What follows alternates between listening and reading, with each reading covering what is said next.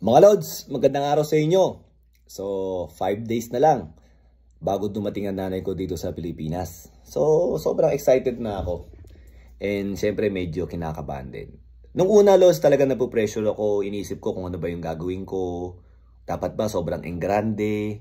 Or baka mamaya hindi ko maayos ng sobrang engrande, hindi ko mabigay yung best.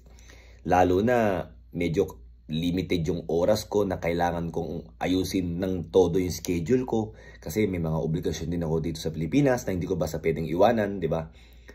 So, nung una talaga napo-pressure ako, and then suddenly naisip ko, teka lang, hindi ko kailangan ma-pressure.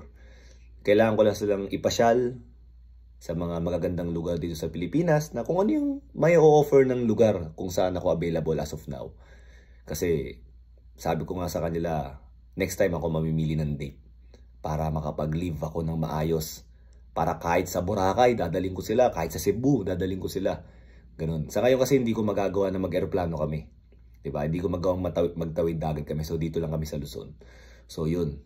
So sabi ko, hindi ko kailangan pala pressure yung sarili ko. Ipasal ko siya kung ano yung may offer ng Luzon na kaya by land, diba?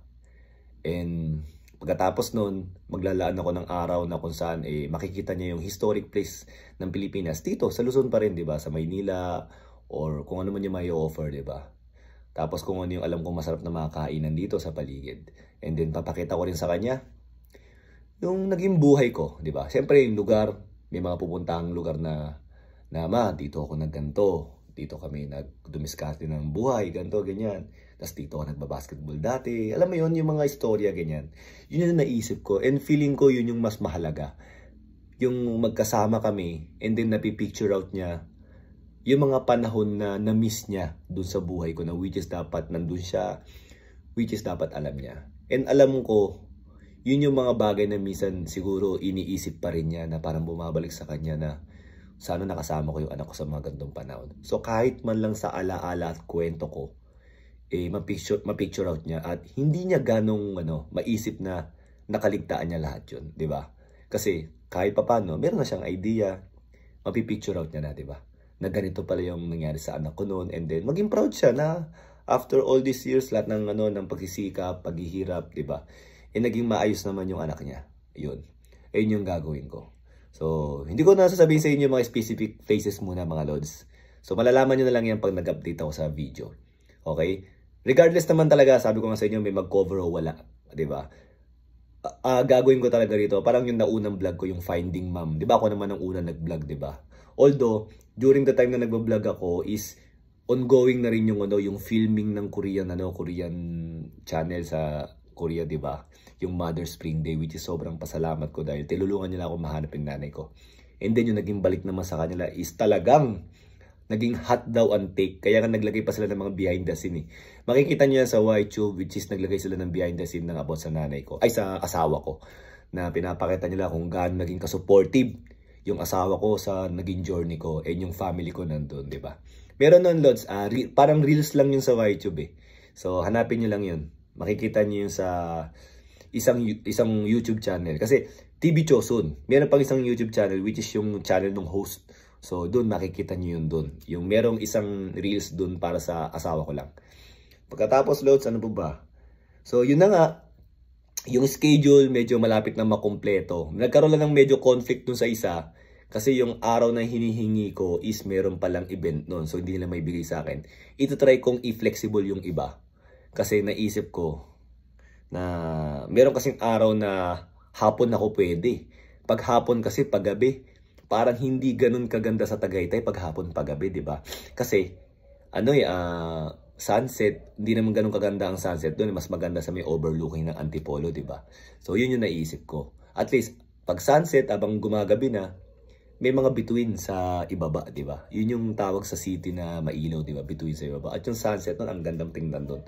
So yun. And baka last day namin gawin yun, last day nila dito sa Pilipinas. Bago sila umuwi kinabukasan ng umaga. So, siguro medyo symbolic din na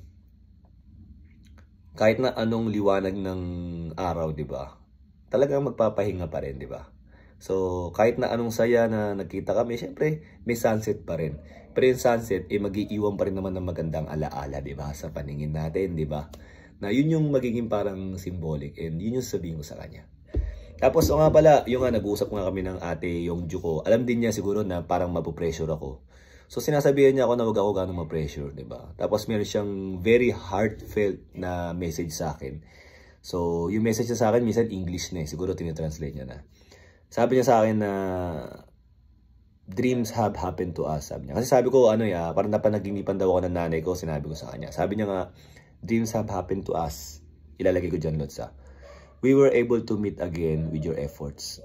Your mother is having a happy days these days. So I like your mother's childlike appearance.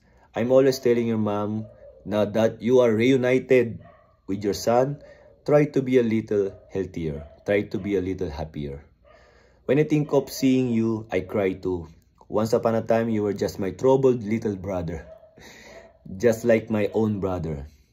You were just my brother after all these years. To see you like this, it's like a dream. I hope Junyoung stays healthy. Don't push yourself too hard to welcome us. Wherever you are, it's heaven for us. Alam niyo, Lods, nung una ko nabasa to, sobrang natouch ako sa ate ko. Alam niyo kasi, di ba, lagi ko nga siyang kasama. Ang kwento niya nga sa akin na nangyari, biglang hinanap niya ako na parang di niya na ako nakikita. Kasi hindi naman sinabi sa kanya, kasi iniisip siguro bata lang din siya, hindi na kailangan sabihin sa kanya. So tinanong niya, where is yung Junyoung? Tinanong niya ako, nasan ako? Tapos sinabi lang nila, ay, di mo pala alam, nasa Pilipinas na. Tapos sabi niya, ganun ba? Kailan siya babalik? Wala, hindi na babalik. Nashock siya. Biruin mo, nakakasama mo yung isang mas nakakabata mong pinsan, di ba? Na parang kapatid mo ng turing. Biglang isang araw, wala na lang. Nung tinanong mo, hindi na pala babalik. Hindi ka mala nakapagbabay, di ba? Kaya nung nagkita kami, at siyempre, wala naman akong ibang memories sa Korea, kundi yung maikling memories na yun. At doon sa most part ng memories na yun, alam ko kasama ko siya. So, sobrang natouch siya. So, siyempre, di ba, tumagal ng 31 years. Marami na siya naging buhay. At mas sariwa sa alaala niya yung mga naging buhay niya ron. At yung nangyari sa kanya nung kabataan niya, parang malabong alaala na lang niya yun na, alam niya, meron Junyoung sa buhay niya. Pero alam mo yun, di ba? Hindi ganun kalaki. Pero nagulat siya nung pagbalik ko ng Korea. Isa siya sa malaking memories ko sa Korea. And then, siguro nag-flashback din sa kanya, okay, o nga pala. Kasi ako yung kasama niya nun, ganyan. So, na-touch din siya. Actually, natuwa siya. Nag-asaran pa nga sila mag-ate, di ba, yung kwento ko sa inyo. Kasi yung ate niya ang nag-aalaga sa amin actually. Yun. Parang big sister na nagpapaligo sa amin, nagpapakain sa amin, and then, iiwanan na kami. Wag kayong mag-aaway maglaro lang kayo dyan mag-aaral pa ako, may pupuntahan pa ako, ganun. Ganun kasi yung ate niya na mas matanda sa kanya, di ba? Natural, ate yun eh. Mas matanda talaga yun. Pero yun yung naalala ko. Alam namin na siya yung ate. Pero kumbaga, alam ko siya yung ate ko na kalaro ko. Lagi kong sinasabi sa inyo yan. Kaya nag-aasaran sila. And then yung ate niya, di ba, minessage pa ako na, Junyoung, ba't ganun? Ba't siya lang inaalala mo ko? Di mo ko naalala. Sabi ko, hindi naalala kita. Kinento ko sa kanya na, alam ko na ikaw yung big sister namin. Pero si ate Yongju kasi yung parang kaibigan ko na parang, oy, kasing edad ko na lagi kong kasama, di ba? Siya kasi, di ba, ate nga, iiwanan na lang kami, di ba, after niya kaming asikasuhin. Ganun. So, mga Lods, sobrang happy ako and excited. Siguro maggagawa kami ng placard na lang para madali kami mahanap ng nanay ko in Korean characters. Hindi ko alam kung paano kami mag-uusap kasi yung Korean lesson ko is hindi pa talaga ganun kalalim yung napapag-aralan namin. Nag-holidays pa, so maraming naging walang pasok. And once a week lang kasi yung klase. Once a week lang. Kumbaga para talaga yung sa mga busy tao and then once a week lang kayo mag-aaral dun. Pinipilit ko naman aralin kagad pero syempre marami rin akong ginagawa sa buhay na kailangan ko rin gawin para sa pamilya ko, diba? But hopefully, mabilis ko matutunan ulit yung Korean. So, malamang magdala ako ng dictionary. Para pag nawala ng internet, siguro word by word na lang, ita-translate ko isa. Magigets na yun, di ba? Magigets mo na yun, di ba? Pag sinabing kain, o di ba? Kain lang. Kahit na isang salita lang yan, magigets na nila, di ba? O kain. Sabihin, gusto nyo kumain, o di ba? Or gutom, o gutom na ba kayo, di ba? Magigets na nila yun, di ba? Yung ano naman yun eh, siguro magsa-sign language pa kami. So, mga Lods, sana nagustuhan nyo itong simpleng kwentuhan na to.